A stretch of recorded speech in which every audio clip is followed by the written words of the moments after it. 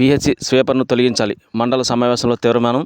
వివరాలకు వెళ్తే కోటపాడు మండలంలోని లంకవానిపాలెం పిహెచ్సిలో అసాంఘిక కార్యక్రమాలు నిర్వహిస్తూ రోగులపై దురుసుగా ప్రదర్శిస్తూ స్వీపర్ కమ్ నైట్ వాచ్మెన్ విధుల నుండి తొలగించాలని లంకవానిపాలెం సర్పంచ్ వ్యాచ దొరబాబు మండల సర్వసభ్య సమావేశంలో వైద్యాధికారులను డిమాండ్ చేశారు. సోమవారం ఎంపీపీ రెడ్డి జగన్మోహన్ అధ్యక్షతన జరిగిన మండల పరిషత్ సమావేశంలో దొరబాబు మాట్లాడుతూ స్వీపర్ ప్రతిపై గత సంవత్సరం డిసెంబర్లో జిల్లా వైద్యాధికారులు ఫిర్యాదు చేశామని, పిహెచ్సి అభివృద్ధి కమిటీలో తీర్మానం చేసి పంపడం జరిగిందని తెలిపారు. కొద్ది రోజులు అనకాపల్లి జిల్లా వైద్య ఆరోగ్య శాఖకు ఆ ఉద్యోగిని బదిలీ చేసి తిరిగి లంకవానిపాలెం పిహెచ్సికి పంపడం జరిగిందన్నారు.